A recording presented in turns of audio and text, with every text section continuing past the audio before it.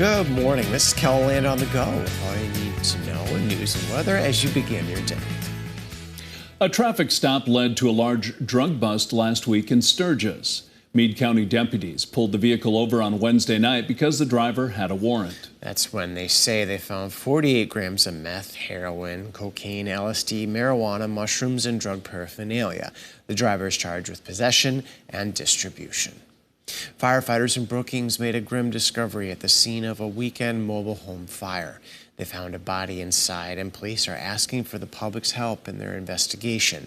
The fire broke out early Saturday morning in the 500 block of 12th Street South. Authorities are asking people to stay out of the area while they investigate. You're asked to contact Brookings Police or Crime Stoppers if you have any information. The Dual County Sheriff's Office is investigating a weekend crash on Interstate 29. Authorities say it happened just before 4 o'clock Sunday afternoon. An SUV was southbound when it started to hydroplane. The driver then lost control and went into the ditch. The SUV went through a fence, where a fence post went through the windshield and into the back seat. The driver and front seat passenger were not hurt. A South Dakota congregation is reaching out to help victims of the deadly wildfires raging in Hawaii. Pastor Scott Craig of Rapid City's Landmark Community Church has ties to Hawaii. He served for 11 years as pastor in Lahaina, the area that's been hardest hit by the fires. Craig is helping prepare a team of 10 nurses from Rapid City and California that will go to Maui to set up an emergency clinic. It's been very difficult and emotional to me because these are people that I know and I love and I got to work alongside and just live with. And my kids grew up there. And, you're watching them suffer and, of course, feeling helpless because we're so far away. That's a very difficult thing. Craig says the emergency clinic will provide triage and first aid for burn victims. Team Maui Strong has also organized a mobile commercial kitchen with chefs preparing locally grown food for displaced families. If you'd like to make a donation to the team, you can do so by visiting the church's website.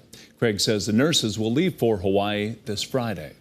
Now let's get a check of our weather with meteorologist Brian Carstens. Good morning, Brian. Good morning. As we look at weather here at home, it's been a wet weekend for some of us, especially in the northeastern corner of South Dakota. 2.5 inches of rain around Watertown when you add up things from this morning and then yesterday. Over that number in Sisseton, I've got a couple of viewer reports that are even over 3 inches of rain. So that's a big help for some folks that are dry. Obviously, Marshall's another spot that they got some rain, 6,400s on a 24-hour total. That's helpful. Brookings, not so much. The numbers that direction have been a lot lower. And then Sioux Falls, well, we had rain previous to the 24-hour cycle you're seeing on your screen. So you have to add 1,600s to what happened before that. So weekend totals, a third to a half an inch, pretty common. And then, of course, a little more than that to the south and west. So it all adds up, and we certainly can use it because we've got hot, dry weather coming around the corner. That's a big weather story. Enjoy the 75 today in Sioux Falls. That's a refreshing, cool high with that north wind. We'll have more details on the forecast coming up. Thank you, Brian. It's almost time again for the big yellow buses to be back on the road, and School Bus Inc. is preparing for the new year. The director of operations at the company says they're in a good place when it comes to having enough drivers for the year. Lisa Davis is one of their newest ones. She's been hard at work training, but she says she's looking forward to the career change. This gives me the flexibility to have my middays available, but yet my plan is to fill in those middays as I see fit in my schedule and my budget. So, yeah, everybody's been really friendly and it's right up my alley. Wages have gone up at School Bus Inc. for the new school year. Lamphere says the starting wage for bus drivers is $23 an hour. Bus aides get $18.50 an hour, and express van drivers can make $19 an hour. Another sign of summer coming to an end, the closing of pools. Sunday was the last day for 3 of the Sioux Falls outdoor pools: Frank Olson Pool, McKinnon Wading Pool, and Terrace Park Family Aquatic Center. Keene Pool will follow suit next Sunday, and Laurel Oak Family Aquatic Center will close on Sunday, August 27th, while on September 3rd, Drake Springs Family Aquatic Center, Pioneer Spray Park, and Hayward Splash Pad will close.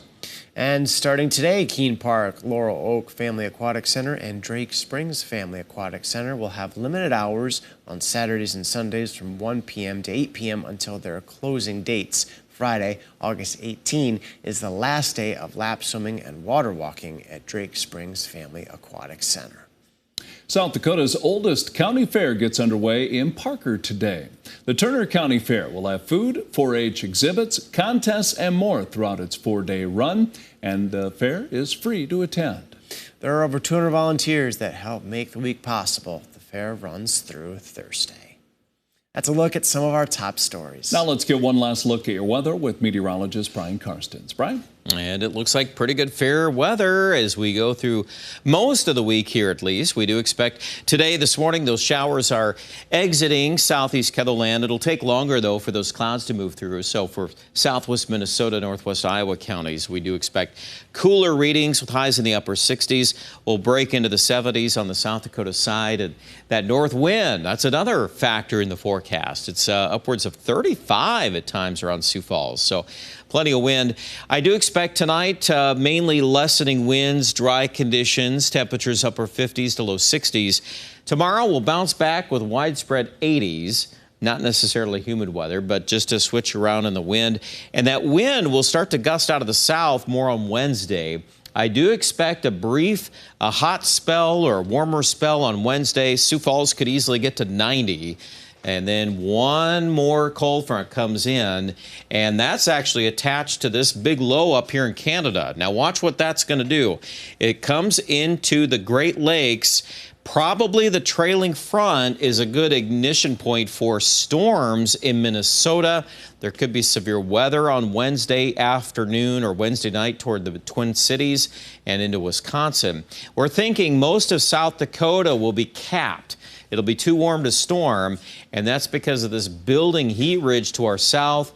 Get ready for that. That's going to be a major weather maker into the last part of the week and into the weekend. We're looking at excessive heat building, 90s for highs. We could even see 100s at times in parts of South Dakota. And a lot of humidity, too. So we're going to still have this. We're not done with summer heat. We have a number of days to go, even early next week on that, before it starts to break down. So just keep that in mind. Don't forget about that, because that's a big story.